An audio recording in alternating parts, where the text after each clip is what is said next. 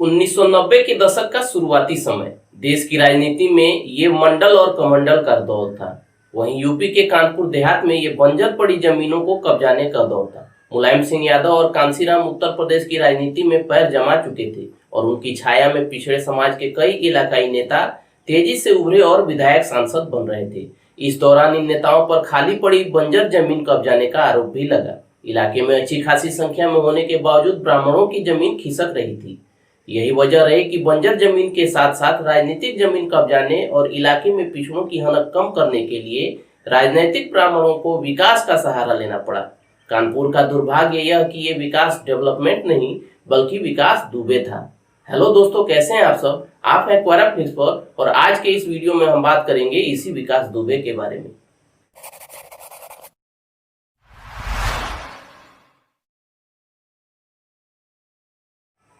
तो दोस्तों, समूचे भारत में कानपुर के जिस विकास का नाम इन दिनों चर्चा में है उसकी कहानी शुरू होती है मारपीट से। कानपुर देहात के चौबेपुर इलाके का बिकरू गांव के एक लड़के ने अपने साथियों के साथ मिलकर पड़ोस के गांव दिब्बा निवादा के कुछ लोगों के साथ मारपीट की। लड़का ब्राह्मण समुदाय से था तो दूसरे पक्ष के लोग पिछड़े वर्ग से। मारपीट की इस घटना ने लड़के को इलाके का जाना पहचाना नाम बना दिया। ये राजनीति का वो दौर था जिसमें पिछड़ों की राजनीति तेजी से बढ़ रही थी। मंडल पॉलिटिक्स अपने पीक पर थी और ब्राह्मण अपने आप को आइसोलेट महसूस करने लगे थे। उसी समय एक दबंग ब्राह्मण लड़का उभरा तो ब्राह्मणों के एक वर्ग को लगा कि हाँ, कोई तो है जिससे लोग घबराएंगे। विकास पर सबसे पहले नजर पड़ी पूर्व विधायक नेकचंद पांडे की। विकास मारपीट करता, छोटे मोटे अपराध करता, रंगदारी वसूलने के लिए लोगों को धमकाता और पुलिस पकड़कर थाने ले जाती, फिर छोड़ देती। धीरे धीरे इसने 4-5 लोगों की अपनी गैंग बनाई, नाम रखा बुलेट गैंग। वजह इसके सारे साथी बुलेट से ही चलते थे। अपने 4-5 दोस्तों के साथ मिलकर विकास ने पहली बड़ी घटना को अंजाम एक बारात लूटकर की थी। इसने अंधेरे में झाड़ियों में कई जगह जलती हुई सिगरेट खोस दी थी, जिससे बस में बैठे बारातियों को लगे कि इसके और भी साथी हैं जो झाड़ियों में छिपे हैं। तब विकास की उम्र महज 17 या 18 साल की रही होगी। उसी दौर में बिकरू गांव के ही झूना बाबा का कत्ल होता है। कहते हैं कि यह कत्ल विकास दुबे ने ही कराया था, उनकी 18 बीघे की जमीन हड़पने के लिए। मामले में रिपोर्ट दर्ज होती है लेकिन बाद में वापस ले ली जाती है। यहीं से विकास चौबेपुर विधानसभा से चुनाव लड़ने वाले हरिकिशन श्रीवास्तव का हाथ थाम लेता है। हरिकिशन के संरक्षण में वो अपराध और राजनीति के दलदल में धंसता चला जाता है। बाद में ब्राह्मण चेहरे के तौर पर कई दलों के नेता इसे संरक्षण देते हैं। अलग अलग दलों के अलग अलग नेताओं ने इसे काफी समय तक यूज किया। उस दौर में रंगबाजी नौजवान पीढ़ी के लिए काफी प्राउड फील कराने वाली बात हुआ करती थी। उस समय में पूर्वांचल से लेकर पूरे यूपी में कई ऐसे लड़के निकले थे जो आगे विधायक या फिर सांसद बन गए। विकास दुबे ने राजनीति में एक्सपेरिमेंट तो किया लेकिन खुद पॉलिटिशियन नहीं बन पाया। अपना लोकल लेवल पर रंगबाजी करते हुए जमीनों पर कब्जा और वसूली का काम ही करता रह गया। इसी सब के बीच 1996 में हरिकिशन श्रीवास्तव बसपा से विधानसभा का चुनाव लड़े। सामने थे बीजेपी के संतोष शुक्ला। रिजल्ट आया तो हरिकिशन श्रीवास्तव 1200 वोटों से चुनाव जीत गए। चुनाव जीते तो विजय जुलूस भी निकला और इसी विजय जुलूस के दौरान दोनों प्रत्याशियों के समर्थक आपस में भिड़ गए। कहते हैं कि हरिकिशन के विजय जुलूस की कमान संभाल रहे विकास दुबे ने लल्लन वाजपेयी के भाई को बुरी तरह पीटा था। लल्लन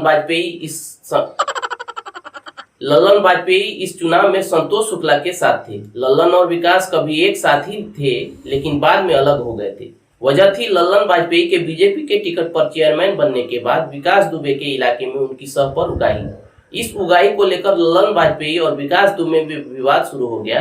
कई बार मारपीट हुई, विवाद बढ़ता चला गया। इतना बढ़ा कि 12 अक्टूबर 2001 को विकास दुबे ने लल्लन वाजपेयी के यहाँ हमला कर दिया।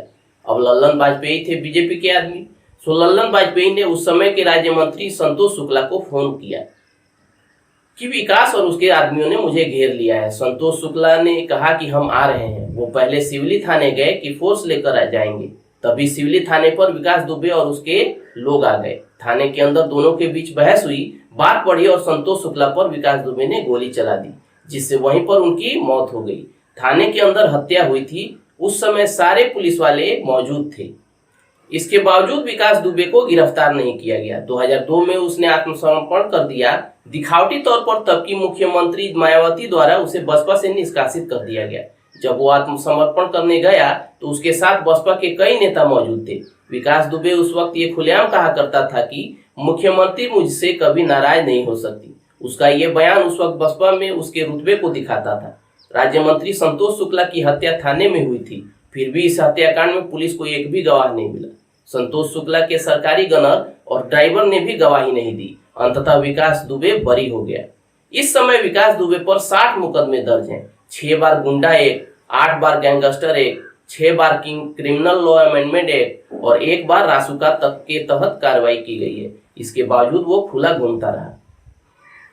आलम ये कि बिकरू के आसपास के गांव में भी विकास दुबे का अच्छा खासा प्रभाव है। ये आसपास के गांव में पंडित जी के नाम से फेमस है। लड़कियों की शादी में मदद हो और छोटे छोटे विवाद सुलझाने का काम वो खुद किया करता था, जिससे कि उसकी रॉबिन हुड की तरह छवि बन सके। विकास खुद प्रधान और जिला पंचायत सदस्य रह चुका है। वर्तमान में विकास की पत्नी रीचा भी जिला पंचायत सदस्य हैं। और जैसा आप सबको पता है नेताओं को तो बस वोट बैंक से मतलब होता है। और विकास को राजनीतिक संरक्षण मिलने की एक बड़ी वजह यह है कि उसके पास तगड़ा वोट बैंक था। बिकरू के आसपास के कम से कम 25 गांव ऐसे हैं जहां ये जिसको चाहता प्रधान बना देता। एक मुफ्त वोट इसके नाम पर गिरता था। सरकार चाहे किसी की भी हो, इसी वोट बैंक के सहारे विकास हमेशा राजनीतिक संरक्षण पाता रहा। विकास दुबे की कहानी पुलिस, पॉलिटिक्स और अपराध के गठजोड़ की कहानी है। 3 दशक तक लगातार अपराध जगत में सक्रिय रहने के बावजूद उसे पुलिस और नेताओं का संरक्षण मिलता रहा। 60 मुकदमे होने के बावजूद वो खुला घूमता रहा। पकड़ा भी जाता तो बाहर आ जाता। यही वजह रही कि 2 और 3 जुलाई की रात 3 थानों की फोर्स पर ताबड़तोड़ गोलियां बरसाने में उसे एक बार भी डर नहीं लगा। तो दोस्तों, ये थी कहानी विकास दुबे की। कैसी लगी? उम्मीद है अच्छी लगी होगी। अच्छी लगी तो इसे लाइक और शेयर करना ना भूलें। और चैनल पर नए आए हैं तो इसे सब्सक्राइब कर लें। साथ ही साथ बेल आइकन दबाकर ऑल कर दें, जिससे आपको नोटिफिकेशन मिल जाए जैसे ही हम वीडियो अपलोड करें। मिलते हैं एक और वीडियो में। तब तक keep searching for knowledge and try to be a kind person.